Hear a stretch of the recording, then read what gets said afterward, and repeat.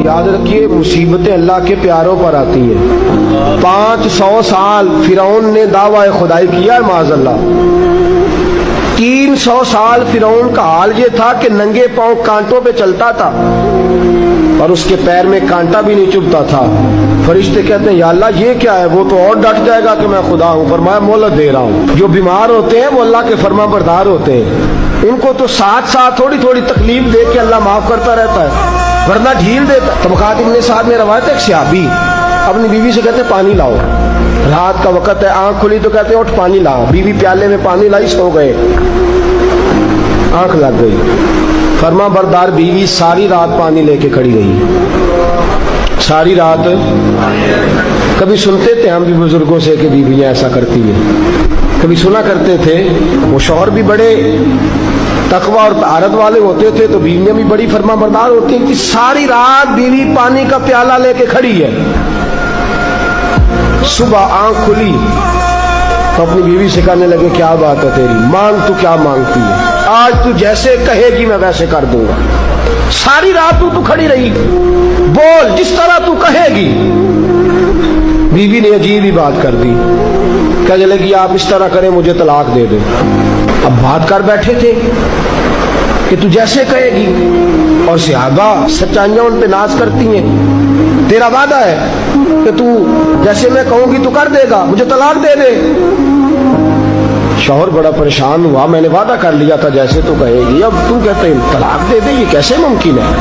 इतनी फरमा बरदार बीवी, इतनी अच्छी बीवी दोबारा मुयस्सर आना मुझे नामुमकिन नजर आता है। मैं कैसे तलाक दे दूं? वादा भी है, बात भी कर ली है, अब तेरा मुतालबा भी है, क्या करूं? बड़े परेशान हो गए। जब किसी तौर भी बात है ना मुश्किल मराला, बंदा दावा ही वो करे जो उससे हो जाएगी बात।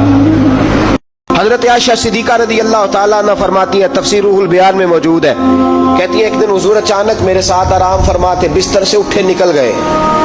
हमेशा नबी पाक अलैहिस्सलाम का तरीका मुबारक था, जब रात को तहज्जुद के लिए उठते तो कहते अबू बकर की बेटी हक तेरा है, वक़्त तेरा है, पर अगर तू इजाजत दे तो मैं अपने अल्लाह को राजी कर लूं। आज हुजूर ने पूछा ही नहीं, बिस्तर से उठे चले गए। कहती मैं उठी, मैंने दाएं बाएं देखा, महबूब नजर ना आए। हुजूर की तामत इस्तेमाल शुदा पड़ी थी, वो तामत मैंने उठा के ओढ़ ली और मैं निकल गई हुजूर को तलाश करने। कहती हैं जब मैं बाहर गई मस्जिद नबी शरीफ के साथ जन्नतुल बकी की जानिब, नबी पाक सजदे में थे। कहती है मैं गई, थोड़ी देर खड़ी हुई, हुजूर ने आहट सुनी तो पूछा तू कौन है? मैंने कहा मैं आयशा हूं। तो महबूब ने फरमाया ये आयशा कौन है? मैंने कहा या रसूलल्लाह मैं आपकी ज़ौजा। फरमाया ज़ौजा क्या होती है?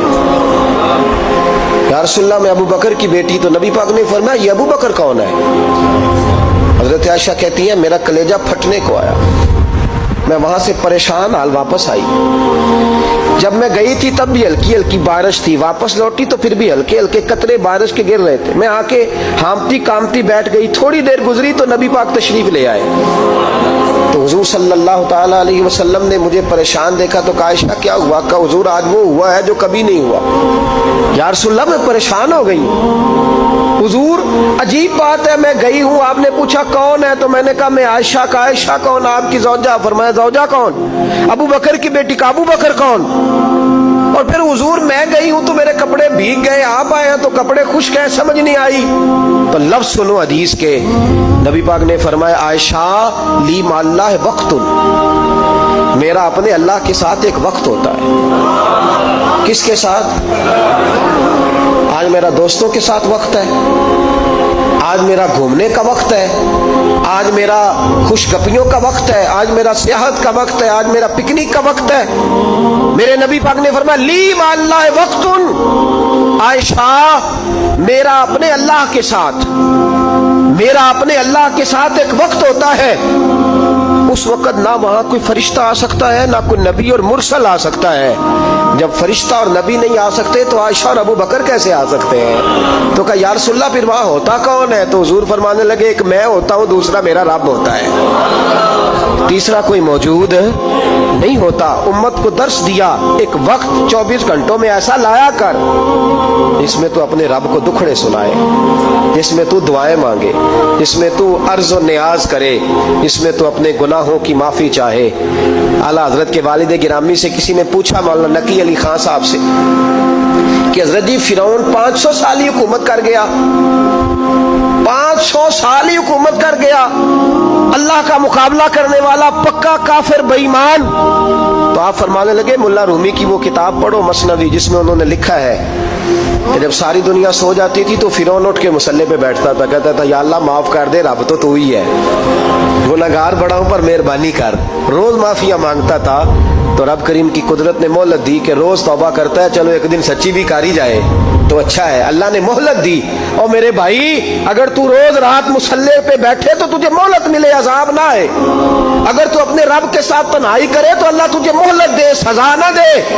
لیکن ہم یہ وقت نکالتے ہی نہیں. اللہ کے ساتھ میت کا ہمارا مزاج ہی نہیں. ترمذی شریف میں نبی پاک علیہ السلام نے فرمایا دنیا داروں کو دکھڑے نہ سنایا کر, مالداروں کے سامنے رونے نہ رویا کر. یہ تجھے کیا دے سکتے؟ تو اٹھ کے جائے گا تو کہیں گے محنت کرتا نہیں, روز مانگنے آ جاتا ہے. دنیا داروں کو دکھڑے نہ سنا, پر میں دکھ سنا تو اپنے رب کو سنا, اللہ والوں کو سنا, اللہ کے نبی کو سنا. اس سے مراد یہ سارے کہا دکھڑے اپنے رب کو سنا. اگر تو اپنے رب کو دکھڑے سنائے گا تو تھوڑی دیر ضرور ہوگی, لیکن ایک دن ایسا ضرور آئے گا. میرے مصطفیٰ کریم فرماتے ہیں رب تجھے دنیا سے بے نیاز کر کے مالا مال فرما دے گا. دھوکے کا مزاج نہ بنا, کینچی لے کے نہ گھوم کے کیسے جیب کاٹ سکتی, اللہ کو دکھڑے سنا. حضرت عائشہ عرض کرنے لگی حضور چلے یہ تو سمجھ آ گئی, لیکن بارش مجھ پہ پڑی آپ پہ پڑی نہیں, تو کہا عائشہ تم نے اڑا کیا تھا؟ کہا حضور آپ کی تامت. فرمایا بارش کوئی نہیں تھی, جب تو نے میری تامت لی تو خدا کی رحمتیں تم پر برسنے لگ گئی. تو حضور کے وجود سے لگی ہوئی چیز کوئی اوڑھ لے تو رحمت برستی ہے, تو میرے نبی کی مسجد چومنے سے کیوں رحمت نہیں برستی, جالی چومنے سے کیوں نہیں برستی, جہاں جہاں حضور رکے, جہاں جہاں نبی پاک ٹھہرے وہاں جانے سے کرم کیوں نہیں ہوتا.